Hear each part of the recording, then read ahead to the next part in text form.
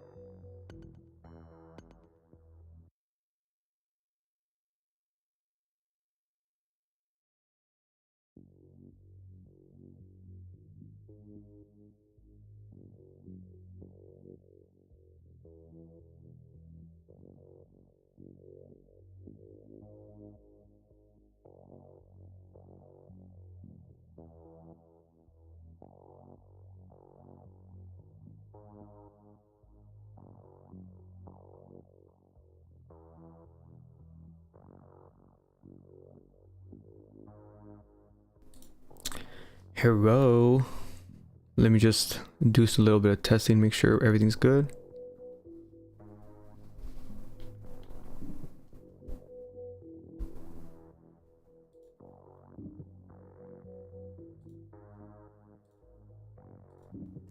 Testing.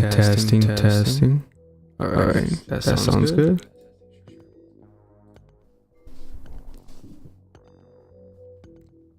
All right. Well, I would prefer to keep my headphones off unless I actually have to hear something. Alrighty. Welcome to my first live stream. This stream will contain multitudes, as the title would suggest. Just like my channel, I'm all over the place, you know? Jumping from subject to subject, different movies, anime, life, freaking philosophy, whatever. So that's why I decided to call this stream that, and hopefully this could become a regular thing, and little by little more of you will tune in. It won't just be nobody as of right now. But yeah, I hope I don't fumble this. Let's do this. July was stacked.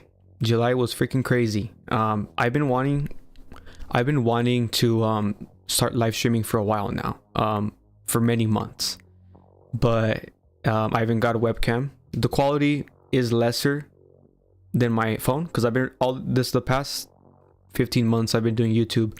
It's all been on my phone, but it's hard to translate to a PC. It's time consuming, so I decided to get a budget-esque webcam so I could be able to do this now, and it'll be much more smoother even if the quality is a little less.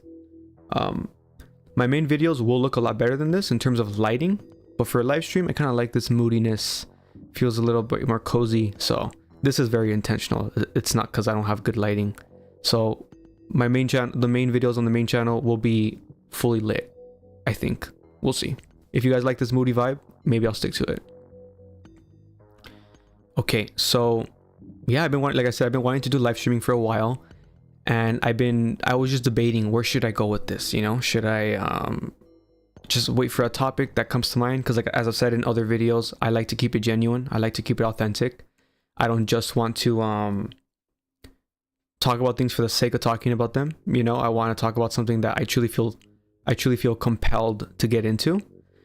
And I mean, July was stacked with stuff, stacked with movies, shows, and me personally, I had a lot of things going on in my personal life and creative writing, personal writing that I do. Just a lot came together this month, so I just feel like perfect time to start a stream, a nice juicy big stream full of a lot of different topics. And yeah, hopefully you guys enjoy this, and hopefully good response so I could keep doing this. Alrighty, so I've been a part of many live chats before, you know, like watching a live stream, and I know everyone's always kind of like, where are the timestamps, when does he get to this topic, and all that crap, you know. So something I'm gonna do that I think I don't know why more people don't do this, because it's quite simple, but I'm just gonna have an image up on the side, and that's how you'll know, like, oh, he's talking about this movie, or he's talking about this thing, you know. So when you're skimming through, that's how you'll be able to find a specific thing, you know. Now I don't have an image for this movie because I'm not going to talk about it much, but I do want to address it because it's technically in July.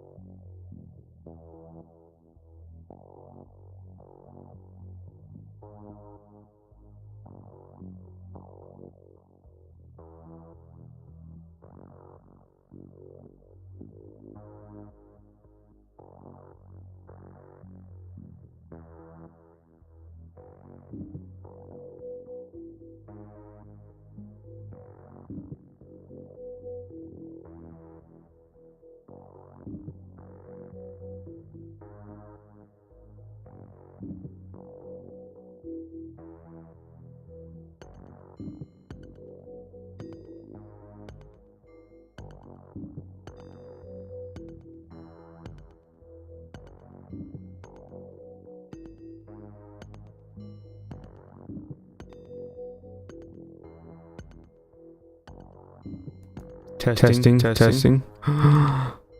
I figured it out? Testing. Let me check on the live. Because no one's here, right? No one can let me know.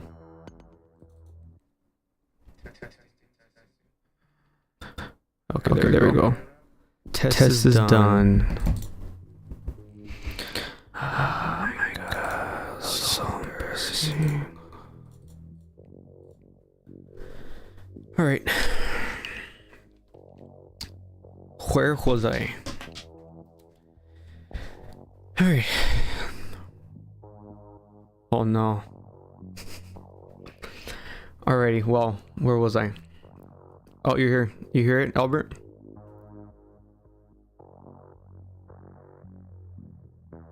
Yes? No? Yes, no? Alright. Alrighty, well, the film that I was going to talk about that is technically in July, but I'm not going to spend much time talking about it, which is why I'm not going to put an image up, which is Jurassic World Rebirth. I honestly haven't seen a movie this bad in a long freaking time. I'm a big Jurassic Park fan, big Jurassic World fan. No, I'm a fan of the first Jurassic World, the first one with yeah, in the park. But I think it was a missed opportunity to not take this franchise in a similar spot of like Matt Reeves and Dawn of the Planet of the Apes. The dinosaurs getting out, changing the world, freaking why the name's called Jurassic World, you know? I thought that was the direction they were gonna lean into, and they totally didn't. And this particular film was insanely bad. And 10 minutes in, I already was like, what am I doing here? But I went with family, you know?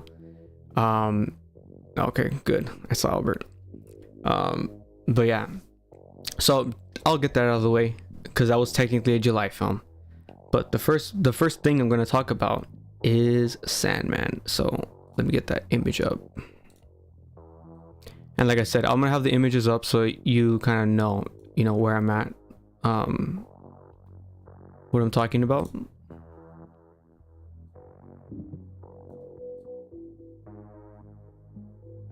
Yeah, that's fine.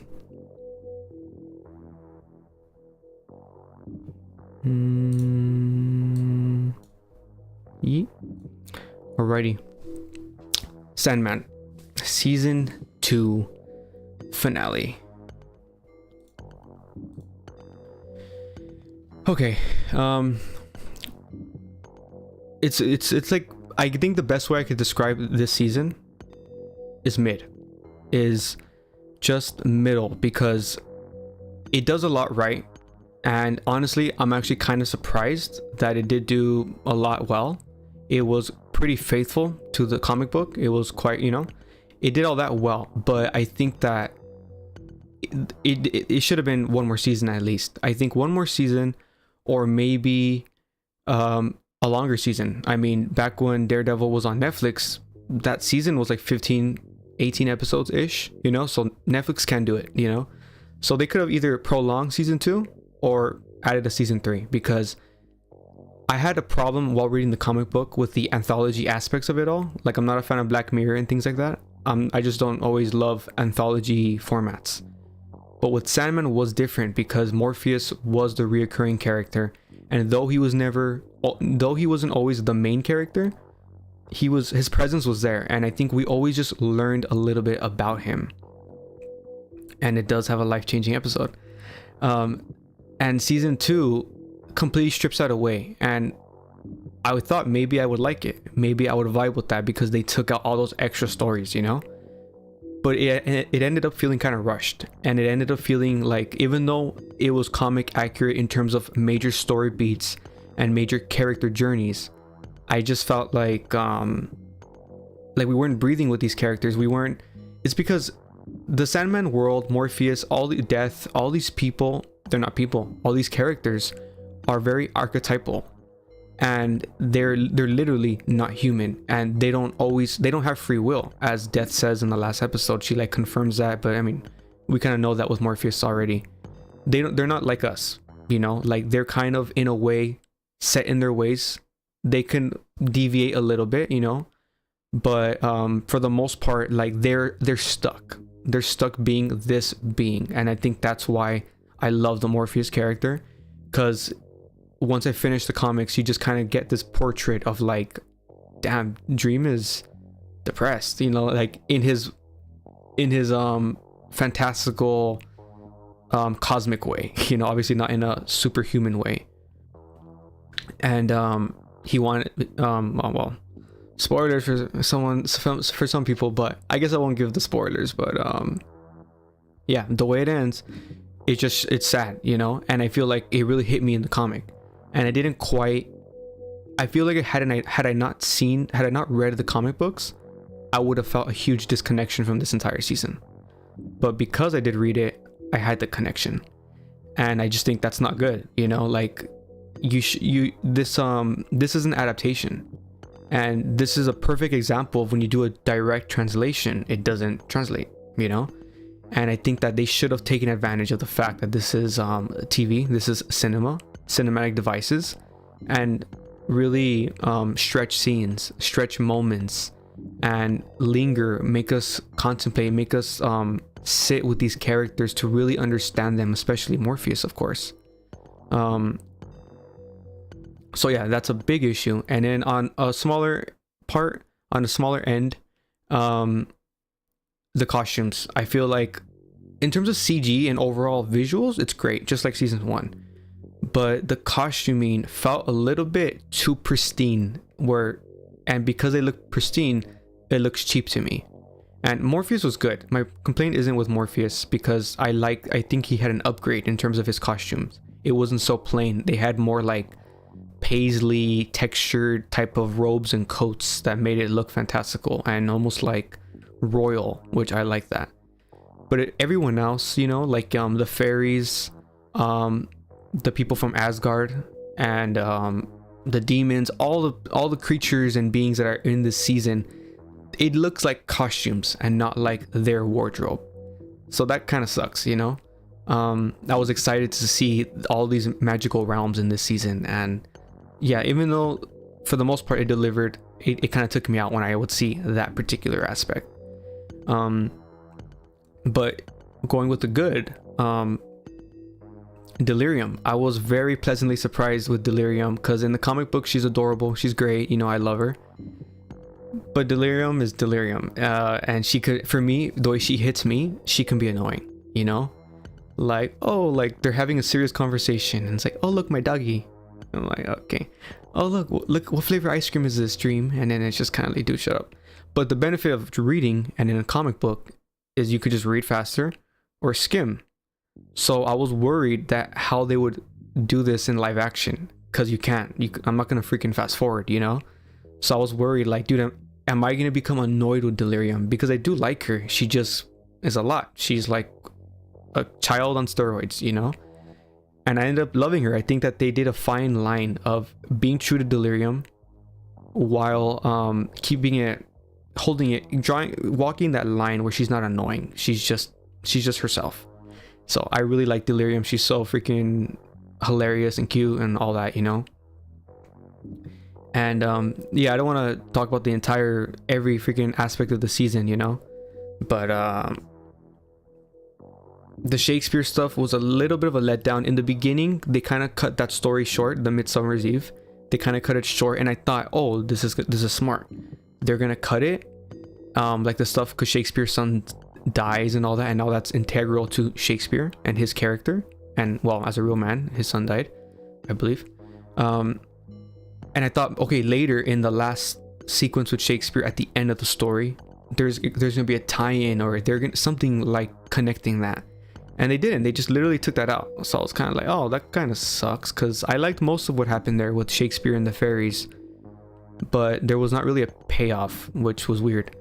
And the actual final scene with Shakespeare actually was kind of underwhelming to me, because in the comic, that last story with Shakespeare was very profound to me, and in the comic and in the show, it didn't quite hit, you know. But yeah, the bonus episode with Death, I enjoyed. Overall, I like how this season was a lot more gothic, because Sandman is a gothic story. If you've read the comics, you know that freaking The Cure, Joy Division, like gothic 80s culture is all over the comic books. So I wanted that to really come through, because it's a gothic story, and unfortunately this is a modern day adaptation, so there's no freaking Joy Division and The Cure.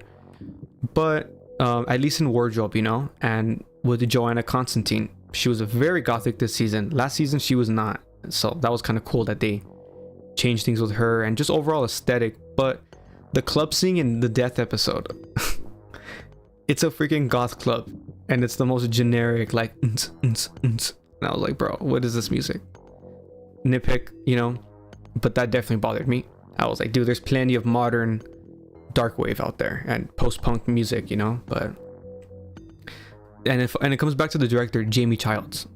I think this guy was the problem, honestly, because season 1 has a myriad of directors, one of them being the director of The Substance. And I think that this season having one director, and him being, it seems to me, his direction is very much like literal script to screen. Like, what we see there is what's going to be on the screen. And I don't like that. I feel like you should be able to play around with the structure, play around with the direction, stretch a moment out, you know. And oh my god, Orpheus, I love that story, you know, the song of Orpheus, and the way they portrayed his wife getting killed. I mean, it doesn't have to be like the comic. She didn't need to be raped and murdered violently, but fine, she dies, you know. The point is that she dies, and that's the tragedy of Orpheus. But the way they portrayed it, that little montage they showed us, was so lame to me. It was so like, oh no, she's dying, oh no, he's sad. I felt so disconnected. And again, the direction, because I'm like, you look at someone like Zack Snyder, who was like the master of montages, which to some extent he does that too much and people hate that, and I get that. But like, you look at the opening scene of Watchmen, you look at the opening scene of Batman vs Superman. Say what you will about that movie, Batman vs Superman, but that intro sequence with Bruce's parents dying, getting murdered, I think that's perfect. It's so emotional. It's so cinematic. It's only 3 minutes long. It tells the whole story of Bruce's parents getting murdered. And I feel like you feel it. And you're there. You're immersed. And I feel like this montage is just so disconnected. Like, I'm just observing. I'm not feeling. I'm just observing it. So that sucked, because obviously the Orpheus story is so integral to what ends up happening with Morpheus. So yeah, all in all, mid. But it did do a lot well. I was actually surprised to the extent of how accurate it was in terms of story. Yeah, so whatever. It's not the biggest deal, because I mean, my journey isn't done with Sandman. You know, there's more stories in the Sandman universe that I haven't read. And like Father Time and Mother Night, I didn't know they existed, and I looked it up and I'm like, oh my god, I forgot there's like side stories in the Sandman universe, and I haven't read those with Father Time and Mother Night. So that was cool, you know, that was interesting, playing on that whole father-son dynamic with Morpheus and his father, and Morpheus and Orpheus. But yeah, one thing I will say about the funeral, oops, sorry Albert. One thing I will say about the funeral, underwhelming. In the comic, the funeral is like thousands of people, which makes sense because, of course, Dream touched many types of people, you know. And obviously, I didn't expect the cameos like in the comic, like the Justice League or Darkseid that they're there. And a part of me, like, I made a joke to myself while I was watching it alone. When it was showing the funeral, I was like, hey, where's Batman? Because if you read the comic, you know Batman's there with Superman and Martian Manhunter. And then I just saw all these posts saying that the showrunner said that they briefly entertained Robert Pattinson showing up as Batman for the funeral. And I was like, dude, I would have lost my freaking mind, you know? That sucks it couldn't happen or didn't happen. I wonder if they tried, or if it was literally just an idea that they shelved, you know, or if they tried to make it happen. But that would have been cool, especially since Tom Sturridge and Robert Pattinson are good friends. They go way back, you know, so that would have been awesome. But yeah, all in all, like, I still felt certain things, you know, especially the last episode with Death. It was, again, all over the place, but the messaging in that story about free will and suicide and wanting to live, I loved it, you know. So it still touched the themes when it needed to touch the themes. I just wish they were expanded and really explored. So yeah, now on to the next. Now we're gonna go with Superman, July 11th.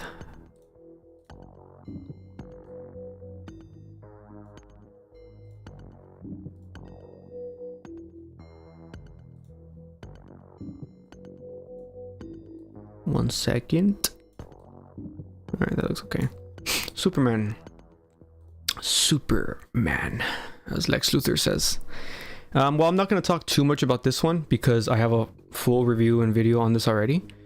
But it was disappointing for me. Had some problems with it. The James Gunn of it all. He did tone it back a bit. This wasn't Guardians. It wasn't straight up Guardians Superman, you know. But the humor was there, and I don't vibe always with his humor unless it's Peacemaker. So a little bit of issues there, you know, but that's not my main issue. My main issue is Superman. I like Superman to feel mythic. I like literally all of them. Christopher Reeve, Brandon Routh, and Henry Cavill, and even I forget his name, but the guy from the Arrowverse, Tyler something.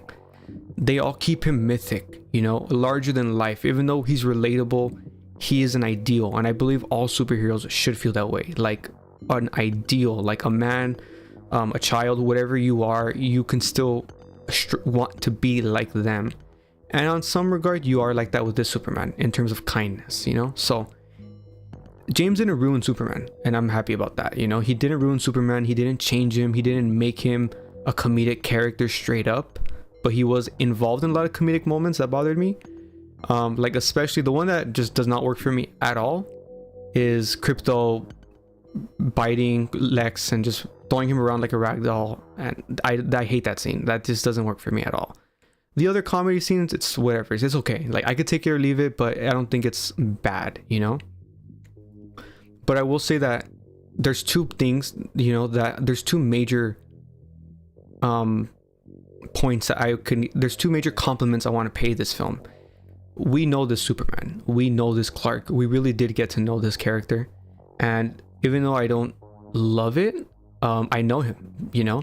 He doesn't feel distant. And even though I am a Snyder fan, I can acknowledge, you know, that all those characters are quite cold. They're all quite distant from you. I love Ben Affleck's Batman, but that's not exactly because of Zack making me love it. It's more like I have so much knowledge of Batman, and this representation of Batman, this interpretation of Batman is it fits with what I have in my head, if that makes sense. So therefore I love that Batman, but not because I'm like, damn, Zack and David Goyer really made me care for him. Same with Superman. I love that Superman, but at the same time, he is quite serious. He is quite cold. I don't really see him as like a real person. It's very much, Zack took it to like the 10th degree. Like, Henry Superman is freaking Jesus, you know? He's larger than life. He is a myth itself, you know? He is so holy when he's floating in the sky, you know? And I love it. But yeah, that's true. It is too much. So this one, he feels like a real person. I know his character. I do feel like he's a real person. So that's good, because the great thing about the MCU is that we know these characters. It's that we saw them, we've seen them grow. So when they come together in Avengers, especially at the end of the Infinity Saga, we really know these characters, and that's like the juice, you know, like the fights, the explosions, the powers, all that's great. It's essential. But what really makes it compelling is when you see Tony, Peter, Doctor Strange all communicating, and then the Guardians, you know, like all of that whole dynamic is what's so compelling. That's what's so interesting, and so that's what keeps us coming back. That was the MCU magic, you know? And I feel like James did a good job of establishing that, because I can't wait to see this Superman interact with other characters. And he did an impossible feat in a way, which is establishing a DC universe with one film. And I think he does that very successfully. I'm a big DC fan. Growing up, Spider-Man and X-Men were pretty much the only Marvel I consumed.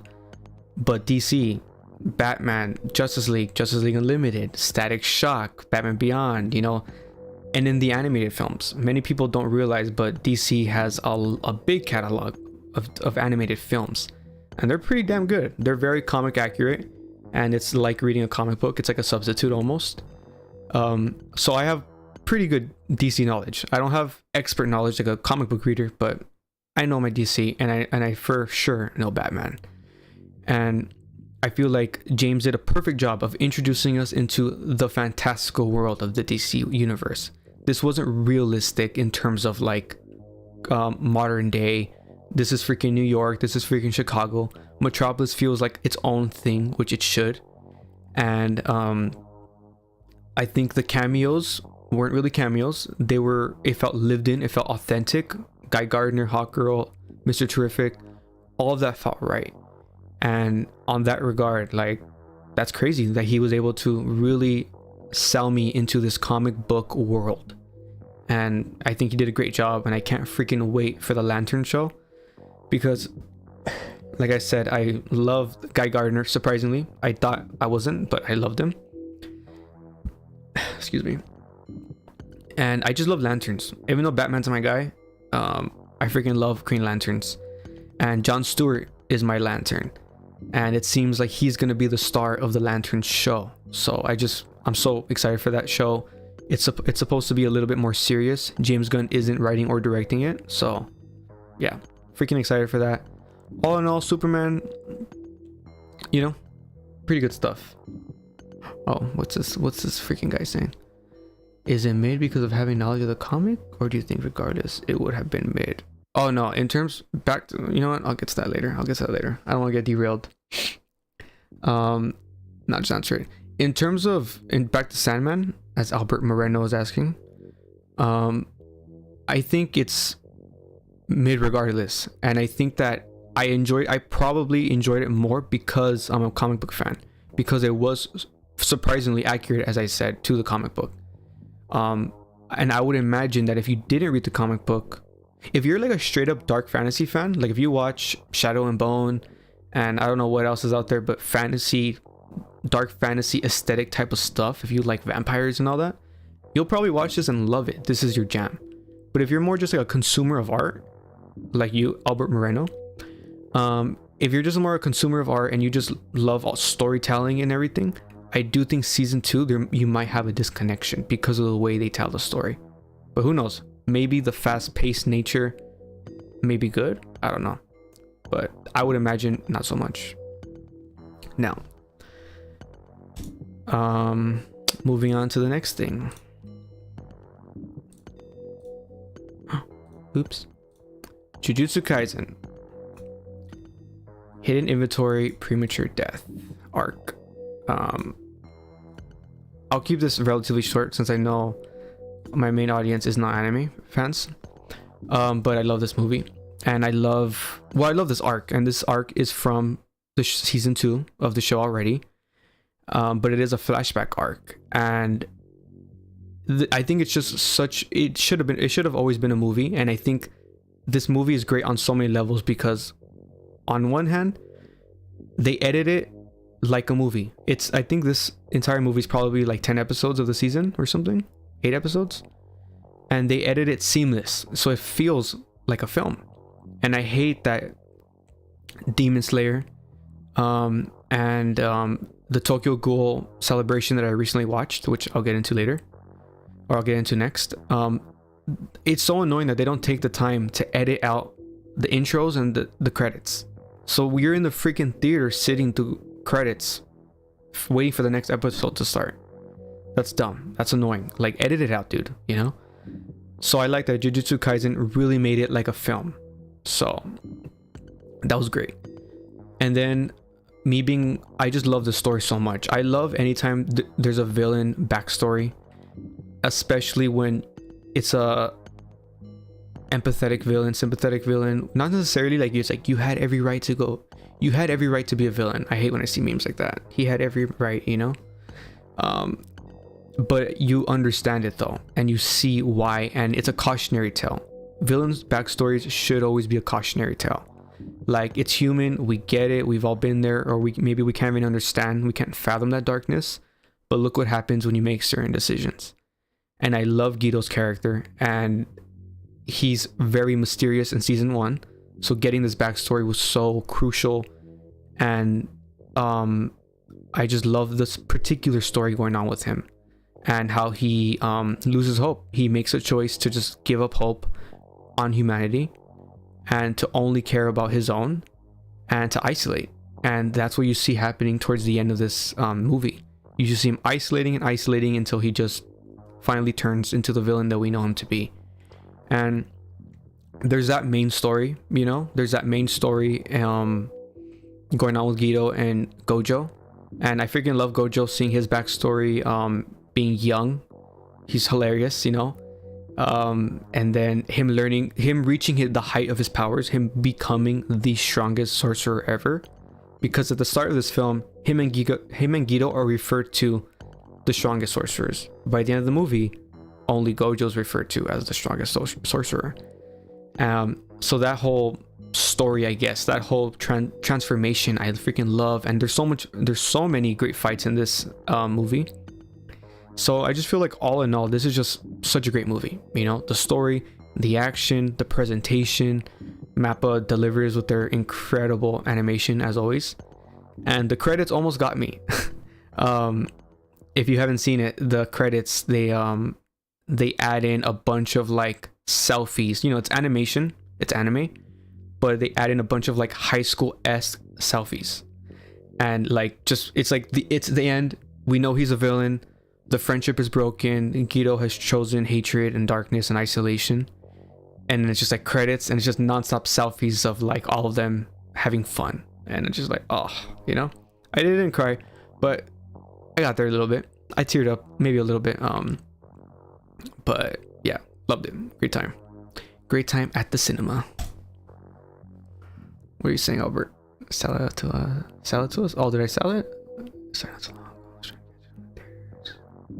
Where are you at in Jujutsu Kaisen, Albert?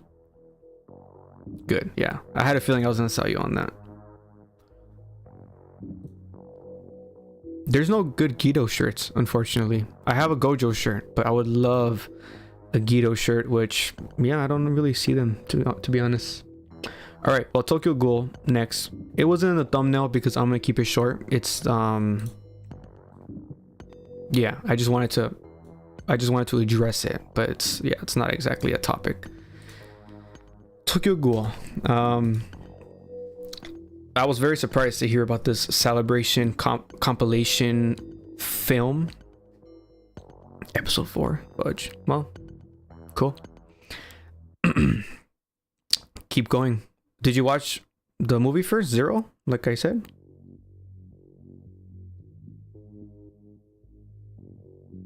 I'm waiting. Just kidding. Okay, Tokyo Ghoul. Yeah, like I said, it leaves all the freaking introductions, it leaves all the credits, very annoying. But you know, I love Tokyo Ghoul because of the manga, because I've read the manga. I don't love the anime. If you know, you know. I mean, if you know, you know. Most people know in the anime world that Tokyo Ghoul is one of the worst adaptations ever, you know? Freaking Albert. Well, whatever, it's fine. At least you're gonna watch it how anime people watched it, you know, how I saw it myself, you know. But as I've already said, yeah, it lags, Albert. Yeah.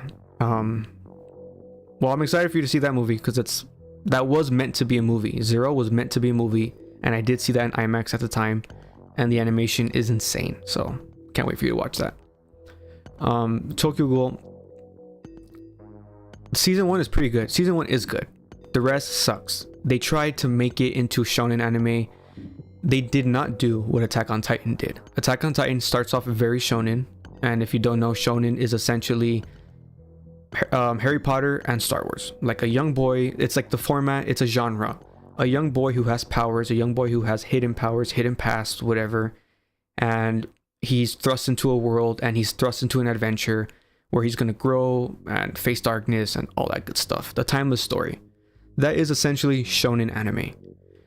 And Attack on Titan starts off shonen, and in a way is shonen, but as it grows, as the story progresses, it gets darker, it gets more mature, not just with gore, but like with themes, and it remains adult and remains profound, tackling deep things, war, humanity, just universal human themes, and it's quite a lot. It's quite a heavy show. Tokyo Ghoul in a way is like that, and the anime, they tried to make it shonen because I think at the time that was just what's, I mean, it's still in, but I think, I don't know, I honestly don't know. I haven't done research of why they chose to adapt it so poorly. So yeah, they tried to really make it like a battle anime, almost like Dragon Ball Z and Naruto. Like, ooh, that character against that character. Like, that's not really Attack on Titan. Like, that character versus that character. We have those moments, but that's not the driving force of the show. And Tokyo Ghoul kind of started to turn into that, which sucks. So this just solidifies they need to reanimate this anime, dude. I mean, the manga is incredible. The manga reminds me a lot of X-Men or like Jujutsu Kaisen, just like an underground world where there's mentors, there's different age groups, and all these age groups are coming together. They have their own powers and they're outsiders of the world. You know, I freaking love that type of story. That's why I love the X-Men, you know? And Tokyo Ghoul is that, with profound themes, with dark fantasy lore, and it just doesn't go there. So yeah, moving on. It needs to get reanimated. We all know this, and I feel like enough time has gone by. I mean, Tokyo Ghoul ended like 10 years ago or something, or maybe more. So it's like, I think there's enough new fans out there that will enjoy this, and they won't feel like, what the heck, this anime just ended or something, you know? Oops. 1 second. Fantastic Four. Fantastic Four. Damn, that's a fat poster right there, dude. Man, whatever. I'll leave it overlapping.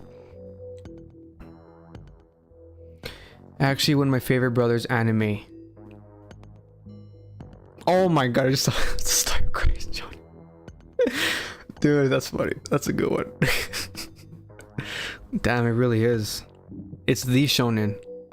It's the what's the term? It's the original. It's the oh,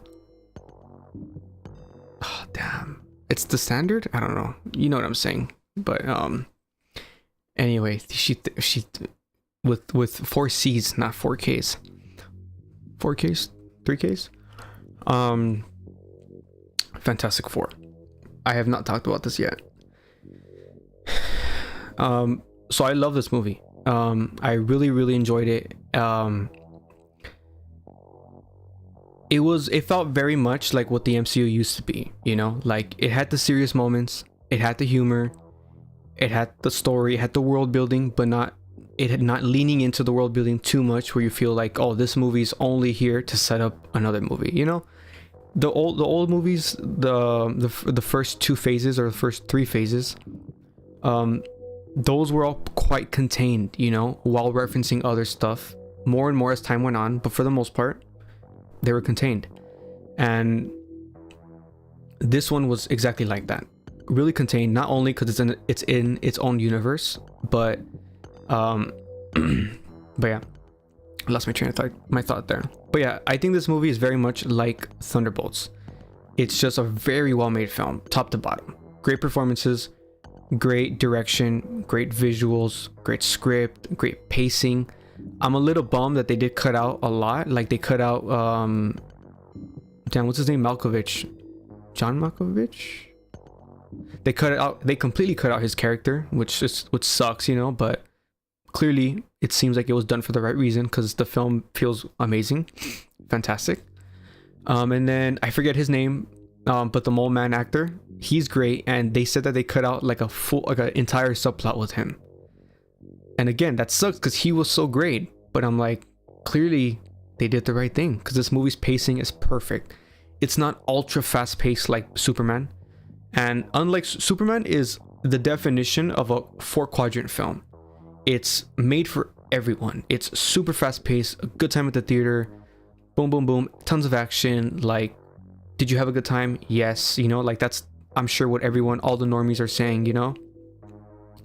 And at the end of the day, that's what they want. At the end of the day, a superhero film, I guess it should be that, but it doesn't have to be. And there's so many examples that it doesn't have to be. So that's why I'm not saying, that's why I have problems with that movie. Fantastic Four is the good balance, very good pacing while letting scenes breathe. A lot of quiet moments, a lot of moments of Reed contemplating, of someone else, of Johnny doing something without there being a ton of dialogue or a ton of exposition.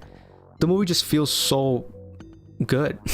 It's just such a good film, the way they let things breathe, the way we learn information. And something I will say about Superman and Fantastic Four is I find it really funny, and I don't know, I vibe with it. How Jimmy Olsen, his Riz essentially saves the world. And same here with Johnny. Johnny, being a thirsty hothead, saves the world as well. So that's really funny, you know. And in Galactus was great. My only complaint is, for some reason, he looks so damn CGI, even though I know it was practical. Like, there's tons of photos out there of is it Ralph Ineson, of the actor from all the Robert Eggers films, of him in a full costume and makeup. Not even like half costume with the little sensors for the CGI. Literally costume and makeup. So when we see him, I'm like, why does this guy look so damn artificial? Maybe that's very intentional. Maybe he's meant to look artificial because he's like a cosmic being. I don't know. So that kind of bugged me. But other than that, I mean, dude, the casting was perfect. His voice is freaking perfect. Just like Josh Brolin, it's a perfect voice. Not like that voice. It's a perfect voice for this particular villain. Like, he sounds otherworldly. He sounds dreadful. He just sounds like the freaking universe, you know? Like, he just sounds so deep and grizzled, and I love it. Perfect casting. And in terms of all the casting of the Fantastic Four, I still prefer Chris Evans, I think. Vanessa Kirby is better than Jessica Alba. I really like her. I really like Reed. Pedro Pascal, I was worried about, like very worried about, but he sold me. I mean, the guy can act. He's obviously very oversaturated right now, but the guy can act. He proved himself. This Reed, the way he was written, the way he was portrayed by Pedro, it was perfect, honestly. I really like this more serious, darker Reed, you know, and it really sold me on the idea of the burden of knowledge, and they tease that in Tony Stark a little bit, but I don't fully buy that, and I think that's fine. I don't think that's a dig at Tony Stark, because you guys can't see I'm pointing at him. Pedro, this Reed is the smartest man alive, literally. So it makes more sense that that story really comes through with Reed, the burden of knowledge, how he's disconnected, how he just, you know. So I love that. But I think the standout to me was Ebon Ross Backrack. I think that's how you pronounce it. Freaking love him. Perfect performance. I guess I would say he's better than the original one, but the original one is great too. But yeah, I really love this Thing. This damn, what's his name? Oh my god.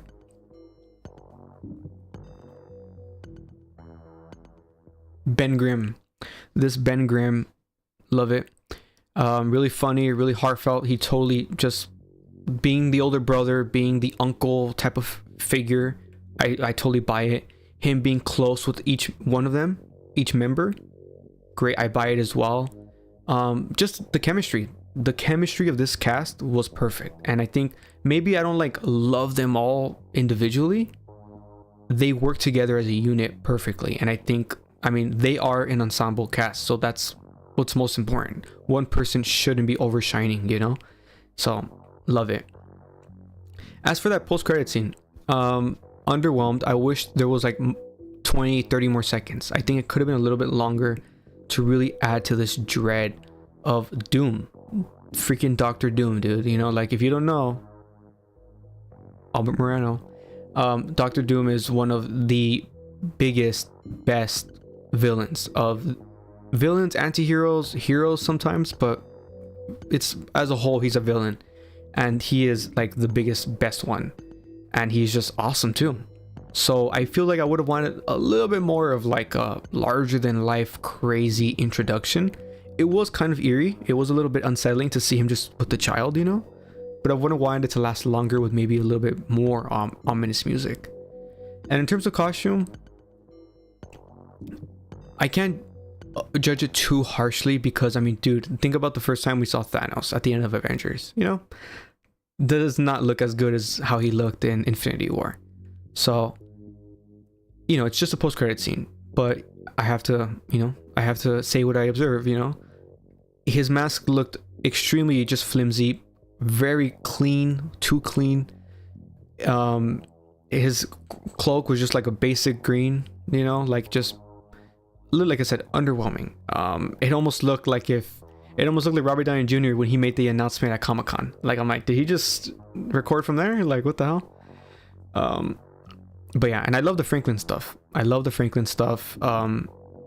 Some people were having an issue with the CGI of Franklin.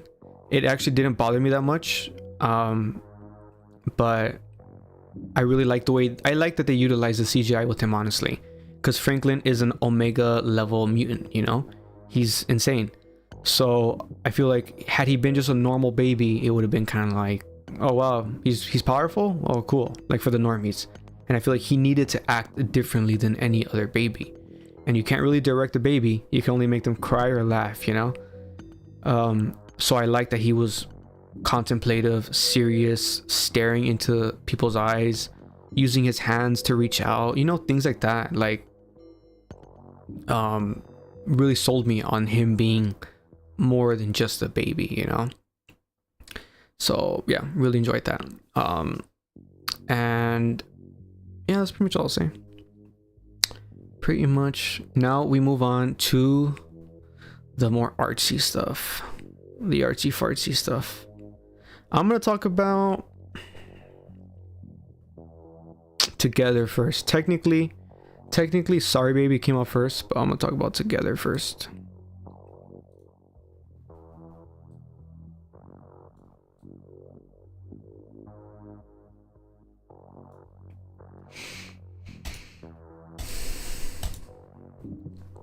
What are you saying, Albert? Let me see. She thick. Galactus made me think of The End of Eternals. Yes, a Celestial. Good observation. Yeah.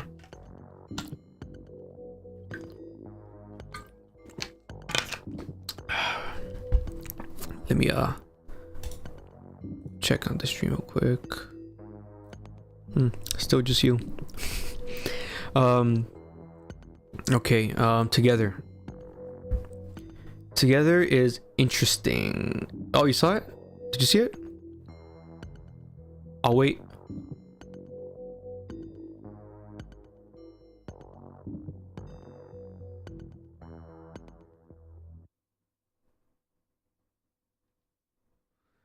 Albert.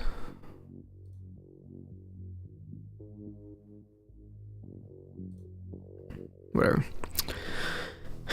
It seems like you saw it because of that reaction. Underwhelmed again, kind of mid, but it's weird because I think objectively it's mid to me, like a 5, but enjoyment, has to do with enjoyment. Is also part of the scoring, and I really enjoyed it. So I think because of that,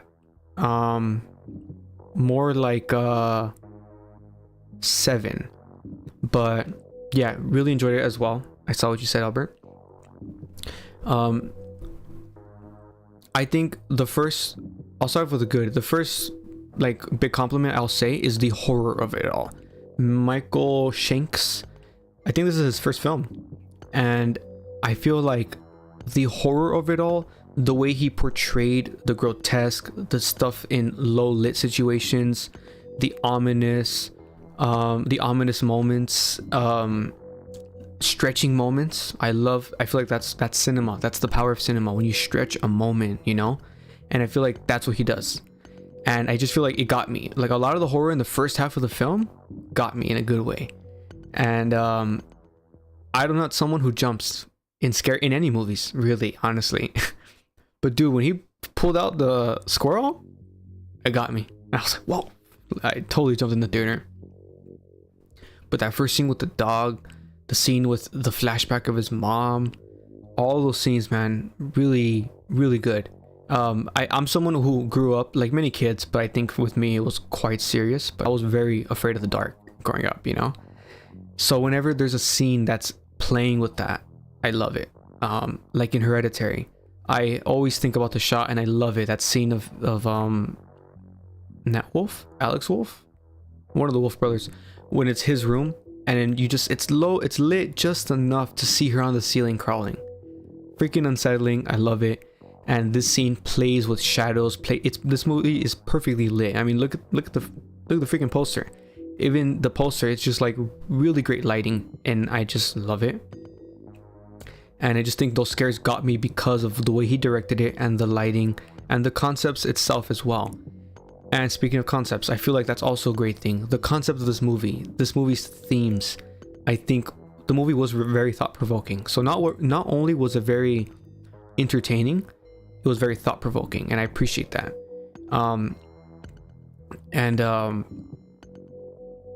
Yeah, so that's a positive right there.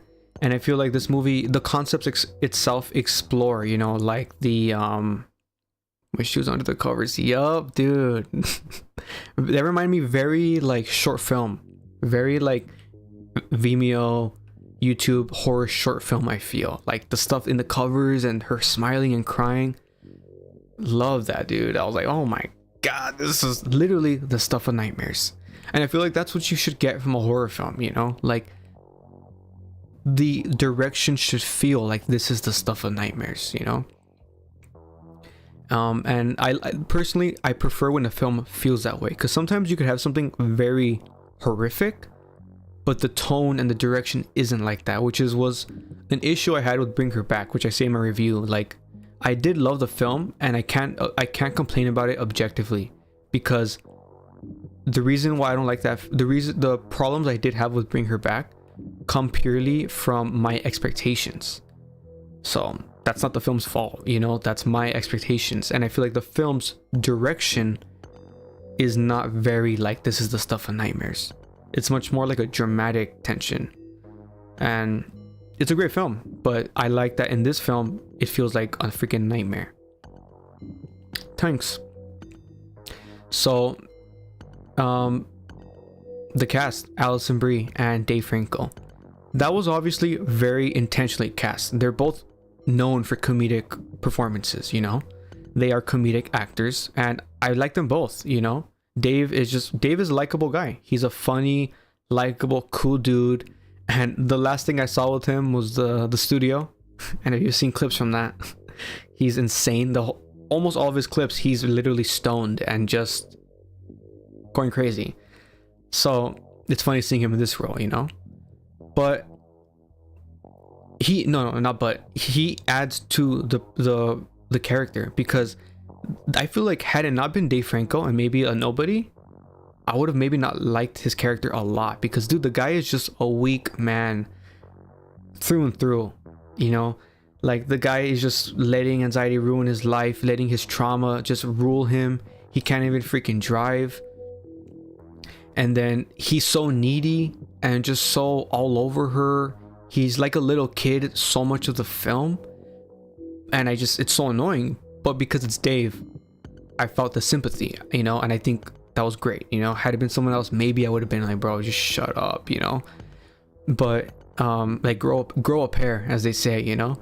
But because it was Dave and his performance, I did feel bad for him. I felt like, man, like, I know you don't want to be here. I know you don't want to be this way. And he says so in the film, like, I want to be the person we both want me to be. And I felt that, like, I believe this character when he says that, you know. But when it comes to Alison Brie's character, man, I'm getting itchy. What do you say? It was okay. Yeah, I'll get to the humor right now.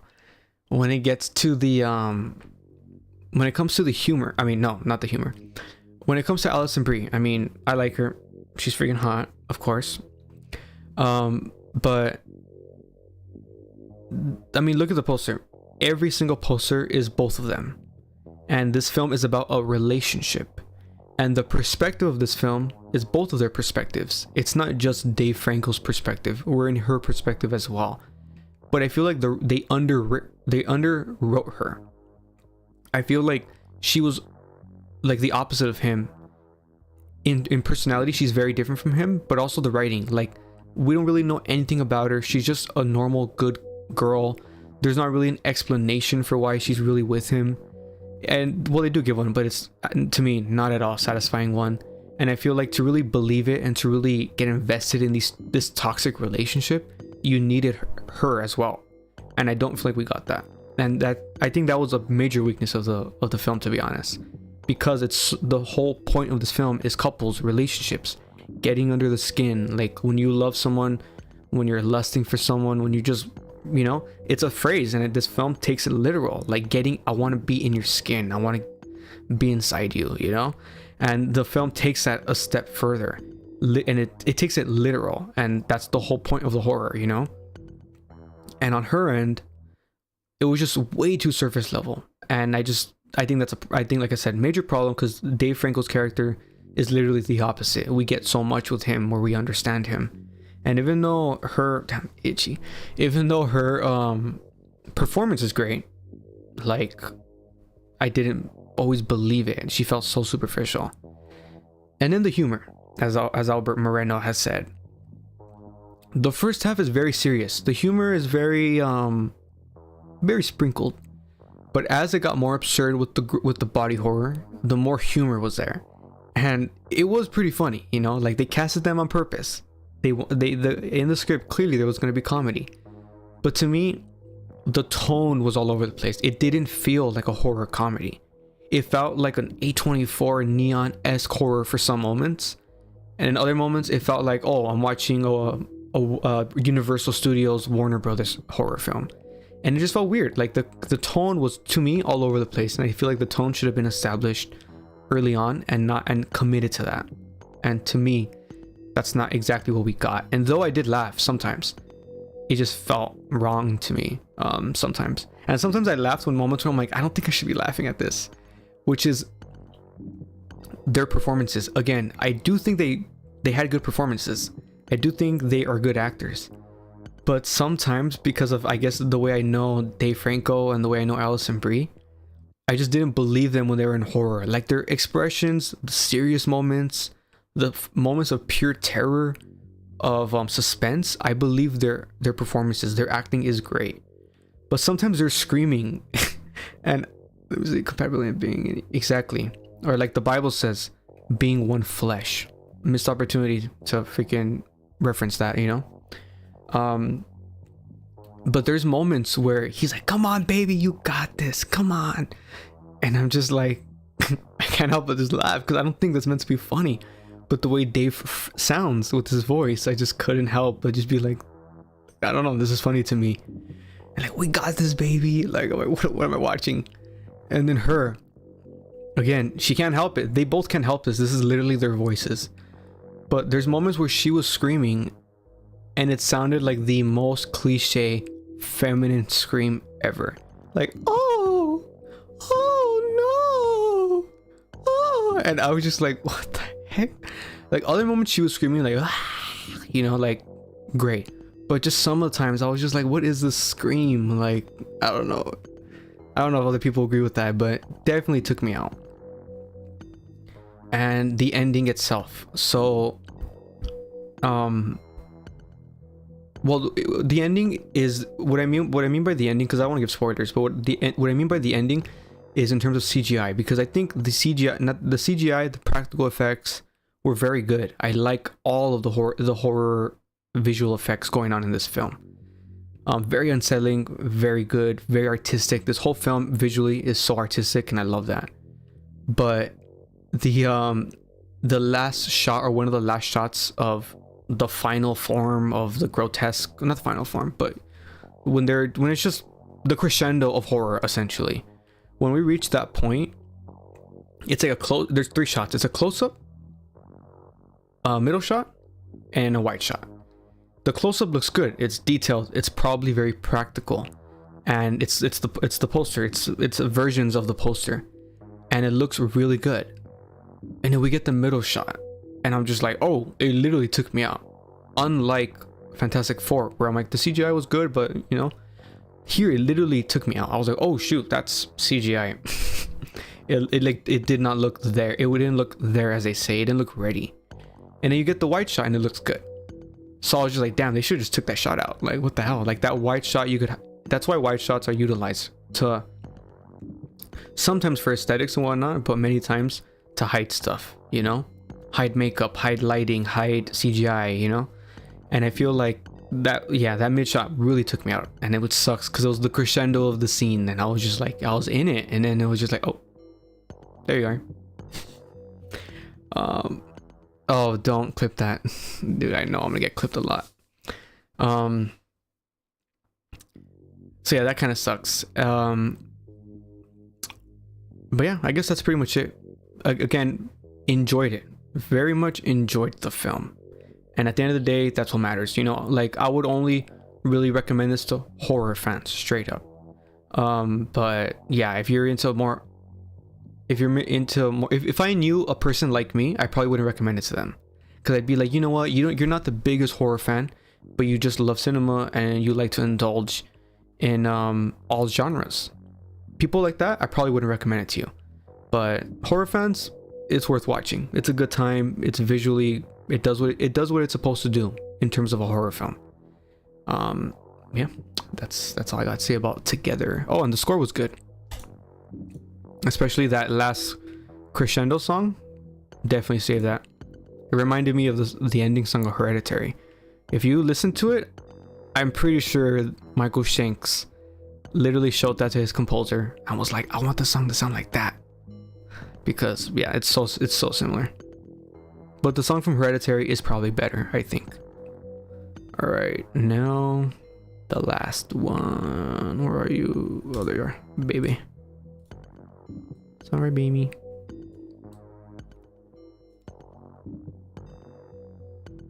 Struggling couples, yeah, or couples with guys that are suffering from what's it, erectile dysfunction.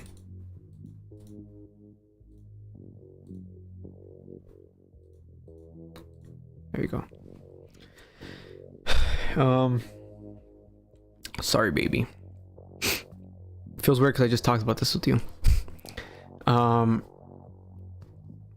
Yeah, okay, so I had an interesting experience with this film. I really loved it, just to say off the bat. I really love the film. Highly recommend this to film lovers. But going into it, I didn't know too much. I don't watch all A24 trailers. I'm subscribed to them on YouTube, but I don't literally watch them all, you know? And sometimes on Instagram, when I come across it, I'll watch them. But yeah. But a friend of mine came across it just because of the cat, and she loves cats. And she sent it to me. I was just like, oh my god, the cat. And I was just kind of like, oh yeah. And I was like, oh yeah, I think I saw that thumbnail. And just because it was like put in front of me again, you know, like I had skipped it already on YouTube, on Instagram, but because they sent me like the clip, I was like, all right, let me watch this trailer. So I saw the trailer just once months ago, and then you know, what I got from that was woman, depression, best friend, and a cat. That's pretty much it. So I was like, oh, this girl's depressed, and the friend and the cat are gonna like help her be better, you know? That was my impression of it. Saying it right here, right now. Oh, sorry, baby. Okay, I thought together. I was like, wow. Okay, yeah, sorry, baby. Yeah, maybe even me too. I don't know yet. So then I go to watch it, and when it starts, the first, okay, so just a preface of the entire film, I didn't realize, because the trailers don't tell you, so I'm gonna keep it spoiler free, because that was obviously a intentional choice. But it's about depression still, but there's a very specific traumatic event that takes place that is important to the film. It's not just depression. There is an event. There is yeah. And the movie's divided into chapters, and the first chapter you're just observing the main friend and her bestie. And the entire time I was like, oh wow, I'm totally prefer her friend over the protagonist. Like, she's way more likable, she's fun. I mean, she's a great actress, the chick from Mickey 17. She's a great actress, and I was just vibing with her way more. And the protagonist, I felt like she was bland. I just felt like disconnected from her, and I didn't like really dislike her. It wasn't like I was like, oh god, I hate this protagonist, get off the screen. It wasn't nothing crazy. It was just like she was just unattractive to me in terms of personality. And you know, obviously I stuck with the film. This is only the first 10 minutes or so, and she just seems kind of like indifferent and whatever about everything. And then we get to the second chapter, and it's a flashback of like 4 or 5 years ago. And then when I'm watching it, I'm like, oh well, she's way more likable. She's funny. I actually like her humor. In the first chapter, her humor is kind of like badoom, like okay, haha, but very dry humor where I think it's not funny anymore, or it's very forced, I feel. And I feel like in the second chapter, she just feels like a real human being, and I just really relate to her, and she's fun. Well, not relate to her, but she's funny, and I like her.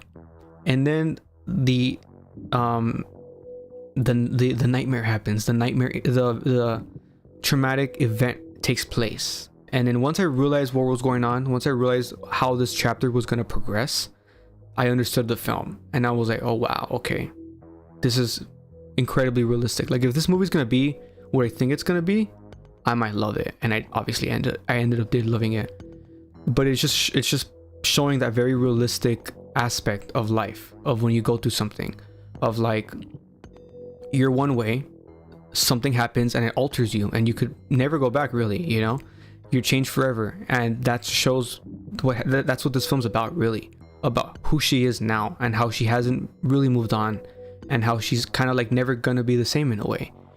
And I just thought it was a beautiful film, and very expertly written, very expertly directed. The direction style was very A24. I'm actually surprised it wasn't in 4:3 aspect ratio. A lot of still shots. The direction itself reminded me a lot of First Reformed, which is also A24. And yeah, I think the way she utilized still shots, the like, it's not a time lapse, but like that time lapse-esque shot of a house, I thought that was utilized very well. That's like to me, moments like that, I'm like, that's cinema. You could only do that with movies. And I love moments like that when you could articulate something with just the visuals of something, and love it. And this score also very, very good. Love it. It reminded me of Wes Anderson films, Alexander Desplat scores, and also like anime, but more specifically like some Ghibli scores. The more quiet pianos, love it, and like the vocals going on, very much love it. And yeah, I just, if anything, it's not a complaint, but a selfish complaint, as a fan, I guess, is I wanted more, but I know it would have taken away, you know, like I would have wanted more from the guy the older man that she meets, but it's literally just that one scene, but it counts. He serves his purpose, and you know, every aspect of this film served its purpose perfectly. So again, not a real complaint, just like me being selfish and being like, I wanted to live in this world more, you know. The cat stuff was cute, you know. It's funny that they really leaned into the cat marketing, and the cat's barely in the film. But yeah, the humor was pretty good. Again, it's all perspective, you know, and I'm sure some people will agree with me and some people won't. They'll probably like Albert. They'll probably like her since the very beginning, and me, I felt weird about it, you know. So yeah, I just think this movie was so expertly done, and clearly to me, probably this is based off of reality. Either because the star of the film is also the director and writer, so either this is semi autobiographical, or maybe just based off of people she knows, you know. That's entirely possible. But the film definitely felt very real, very relatable, very authentic. And the ending I didn't fully cry, but the ending did get me. I did tear up. I really related to that last scene, and I feel like the things that she says is exactly the things I think, I feel, I've said. And you know, I just really love this film a lot, and yeah, probably will be one of my top 5 of the year. And that's it for these movies. Yeah, that's literally all of them. The end of the first live stream. Let's do it full screen. Oops.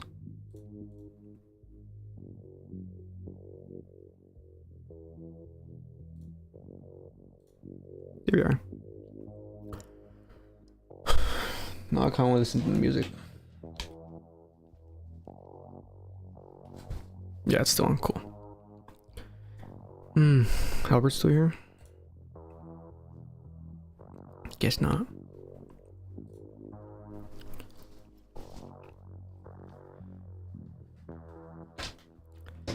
Alrighty. Well, you know, since I'm here, I do actually want to bring something else up, because that's pretty much the rest of that's all I'm going to talk about with films, you know. I've already been live for quite a while. Really rambled there, but you know, I'm assuming if you're watching the stream, you're subscribed and you enjoy my rambling. So that's like the whole point of the stream, is just me rambling. Let me add something else.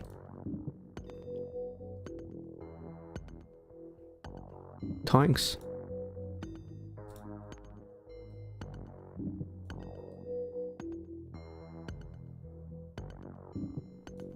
Put you there. Spider-Man. Okay. I really love it. Gotta say. It's crazy. I wonder if they're gonna lean into the fact that I mean, they have to address Toby and Andrew, you know, those Spider-Mans. And I just love that his suit, if you look at his other ones, this is very different. some people may glance at this and be like, oh wow, it's a spider suit, and it's just like, no bro. It's so different from the other ones he's had. It's literally a blend of Andrew and Toby's, 100%. The only thing that makes this like Tom Holland's is you can't really tell here. Let me see. I know there's got to be a picture, but the blue, oh well, I guess the entire suit, because the red also is like that. There's like a pattern, like a, not honeycomb, but there's like a, you get what I mean, a honeycomb-esque pattern going on to the entire suit. It's not just the red, it's also the blue. It's very noticeable in the blue. So that's like the only thing that makes it like unique to him, but everything else is a combination, and I freaking love that. So I'm hyped as hell for this. Yeah, can't wait. And also it being with freaking Punisher, with being with Hulk. That's gonna be crazy. That's also already like great opportunity for oh god, make rambling your trademark as well. So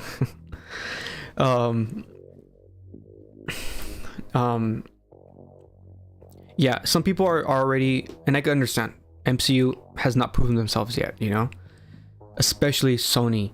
So I can understand people having a problem with the fact that there's gonna be so many heroes again, Punisher, the Hulk, and Spider-Man. But I see a story here. I see something that they're cooking, as they say. Punisher and Spider-Man always do have stories together, and Tom Holland and John Bernthal have a relationship together. So this is just a perfect like marriage, I guess you could say, coming together moment. And the Hulk, we need some Hulk action, and I know that if they're bringing in the Punisher, they're gonna fight the Hulk, and that means we're gonna get Rage Hulk again, which we've all been desperately yearning for freaking years now. Hulk raging out as he's meant to be. So I can't wait. We've enjoyed this grounded Punisher enough already. We've gotten 2 seasons with him in the show, and then he makes an appearance in Daredevil Born Again, which that show sucks, but whatever. And then he's gonna get his special episode, his special presentation, and I would imagine it's also gonna be very grounded, and that's great. We've gotten enough of this grounded Punisher and Daredevil. So now we need to see Punisher enter that realm. He's always going to remain human. He's always going to remain just a guy with weapons and an insane amount of darkness that literally keeps him alive. But I can't wait to see him get on his hands on some really elevated technology, really elevated guns and sonic weapons, and sonic booms to be shooting the Hulk. And he's brutal. He has an insane tactical mind for warfare.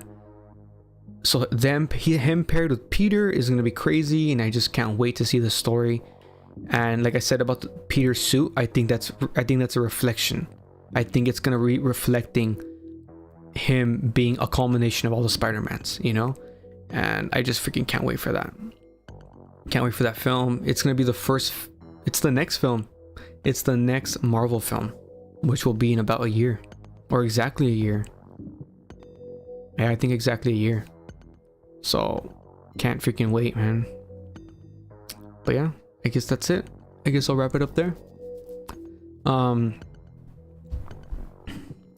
me on Instagram at Nerdy Rambling. I actually did post a reel of my setup when I was, because I've been doing tests for over a week already. I'm trying to figure this out. And I needed to find the perfect spot for the mic, and my little tripod wasn't high enough. So watch my reel to find out what book I'm using as the perfect, because this book was literally perfect as like to lift up my microphone. I was like, I need something that's like not too wide, like this wide, because I don't want it to get in my way. I need something that's long enough so the tripod could fit on it, but not long enough to where it's getting in the way of my keyboard. I just And funny enough, this book was the perfect everything in terms of dimensions. So check it out so you can see what book that is. And yeah, give me a follow so you could see what other things I'm up to, because I don't post everything, you know. I mean, I don't upload all the movies I watch. I don't upload all the shows I watch. I don't, you know, talk about everything. Probably in live streams you'll get to know more of the things I watch, and you get to see more of my personality, you know. But yeah, definitely give me a follow so you could be seeing that, and I could be more interactive with the live streams now, the community tab, and on Instagram, because I do want to have more connection, you know. It's the whole point of this channel was very much for expression, but also connection, you know. And I'm still having a good time with expressing, you know. So if this doesn't work out, so be it, you know. But I would like to work on the connection aspect of it all. And then yeah, maybe later, maybe once the little community grows, there could be like a members exclusive chat or a members exclusive stream, and then maybe I could even bring some of you guys on here to have a conversation, like a FaceTime conversation, you know. I'm thinking way ahead, but I would like to eventually get to that point to where this is much more of an authentic back and forth, you know. So yeah, I guess I'll end it there.